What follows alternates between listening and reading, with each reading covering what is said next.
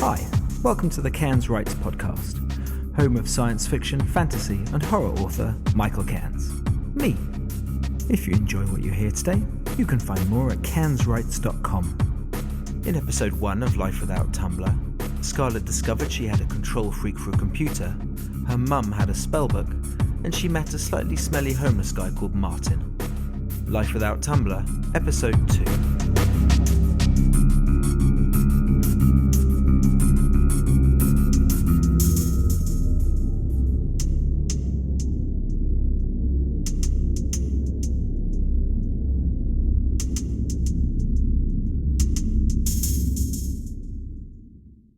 Good point.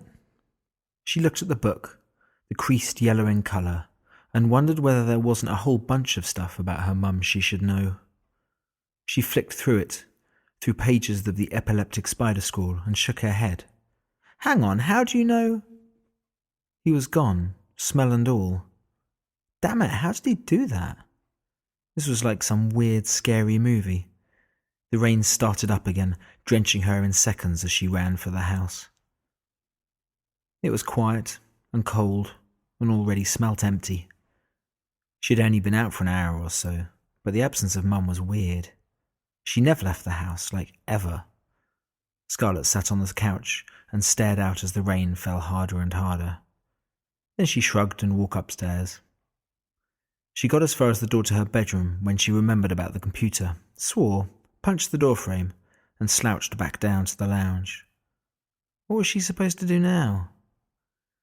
She pulled the book out, cracked it open, and kept reading. The handwriting gave her a headache. It wasn't so bad when it was on shopping lists, but she had to squint and follow the line with her finger, which, quite apart from being, really degrading, was just annoying. There was plenty in there about men. For the enriching of one's relationship. For the strengthening of one's private life. Ew. She closed the book. Where the hell was Mum? And when was her computer going to stop being a dick and let her back in? And what was she going to eat for dinner? She moseyed into the kitchen, poked in the fridge for a while, then closed it and went for the bread. They had jam and bread, so she'd live until the morning at least. The rain got harder. Back in the lounge, she flicked on the TV, watched some stupid people doing stupid things, and turned the sound down, reaching again for the book. She was 2/3 of the way through it when she found the page for the release of the demon Asgalerend. And then, in smaller letters, like a genie, 3 wishes.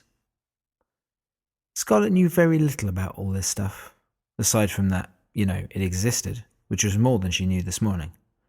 But she did know that anyone called a demon probably wasn't going to grant you many wishes. With a shake of her head, she turned the page. With a yelp, she threw it across the room and grabbed a pillow, holding it before her like a shield. Okay, that was just too weird and creepy and not at all right. She stopped talking and stared at the book, hands shaking where she gripped the fabric.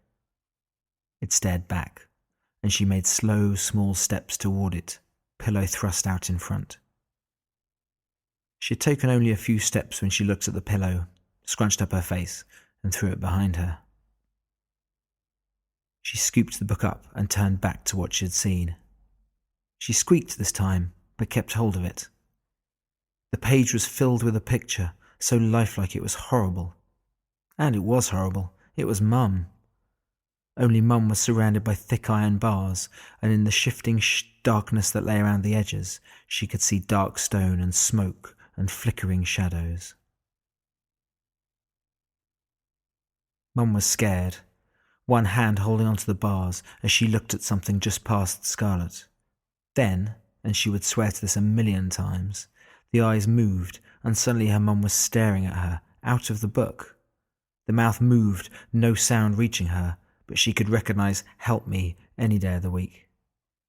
She turned the page, quickly, ignoring the trickle of sweat that ran down her temple. On the next page, put there, she thought, through no coincidence, she found, "For the rescuing of those trapped." That was just bloody typical. This was like some crappy moral dilemma rubbish they'd spoken about in school. Do you A. face certain death to rescue your stupid, greedy mum, or do you B. put yourself up for adoption in one of those really nice places in Chelsea or Kensington or somewhere. Decisions. She closed the book, looked at the TV, and abruptly turned it off. Okay, so this isn't actually real, so trying the spell can't do any harm, right? She knew she was lying. Magic was real. That her mum had realised that before her was just embarrassing, but no one else needed to know. So, doing the spell, assuming she had the ingredients, could very well wind up with her in a cage just like Mum, and there was a good bet they didn't have any Wi-Fi where she was. Maybe, if she went to sleep, she'd wake up with Mum shouting at her about school, and all would be well.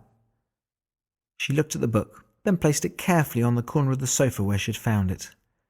Then she closed the curtains, a creepy stalker homeless dude, went upstairs, got changed, got into bed, and closed her eyes.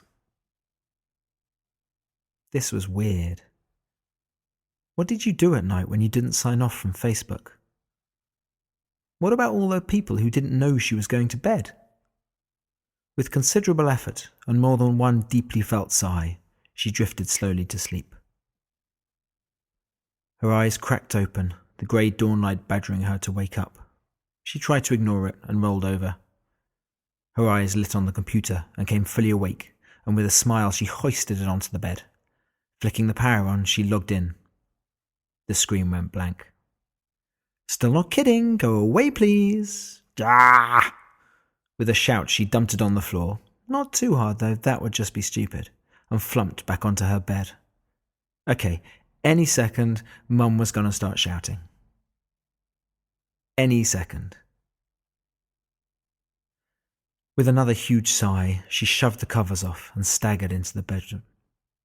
Good Lord, what strange creature was this? Oh no, hold on, that's just me. Shower and make up quickly, please. Don't make me look at that. She emerged, feeling slightly better and only marginally less hideous, and wandered into Mum's room. The bed was empty. With one final sigh, she stomped down the stairs and checked the rest of the house before meandering into the lounge. The book was waiting for her.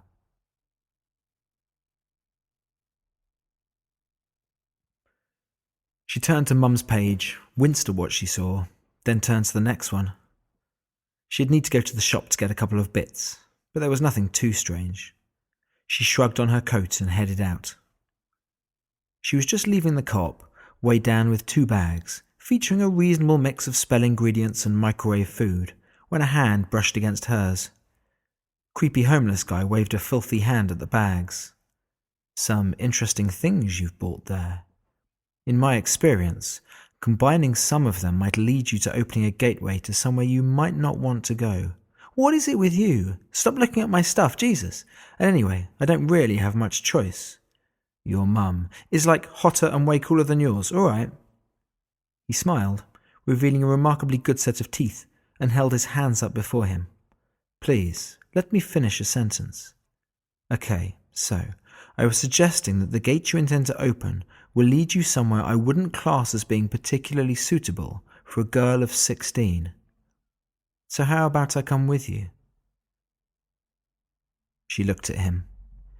Either he intended to do nasty stuff to her, or he was completely mad. Or both. How did he know she was going to open a gate? Who are you? He nodded, smiling as though she'd asked the right question. My name is Martin, though I have been called other things in my time. Bet you have. I have been here for some time, long before your mother and her friends began dabbling in things they would have best steer clear of. His voice had changed, becoming clearer and less mumbly, and he was standing straight now. He was actually quite tall and looked possibly quite fit in Oh, no, really not ever. What was she thinking? She shrugged at him. Don't care, really. Come if you want. I'm not sure I want you in my house, though. He nodded and fell into step beside her. They walked in silence back to the house, her with her shopping, him with a huge bag of rattling cans and random bits of material. When they reached the front door, he stopped, and she looked back at him. Okay, probably not completely mad. Still a bit smelly. She sighed and held the door open, and he nodded again and stepped in. They entered the lounge and he took the bags from her, rapidly sorting out the things she needed, giving the crap junk food dirty looks. She ignored them, grabbing a pizza from him and going into the kitchen. She stuck it in the micro, and by the time she went back into the lounge with it on a plate, the ingredients were open and he was busy spreading them across the floor. He waved the packet of sage at her. "Did you get any matches?" She shook her head and took Mum's lighter off the TV table. He nodded, opened the sage, and rolled it into a tube that he tied tightly with string. She sat on the edge of the sofa, watching him work. She had expected shaking hands, but he moved like he had done this before. Lots of times before. She was only half done with the pizza when he straightened, clicked his back and turned to her. "Are you ready?" "What, like, right now?" He nodded. She sighed, placed the pizza to one side and stood. "Yeah, I suppose so. What do I do?"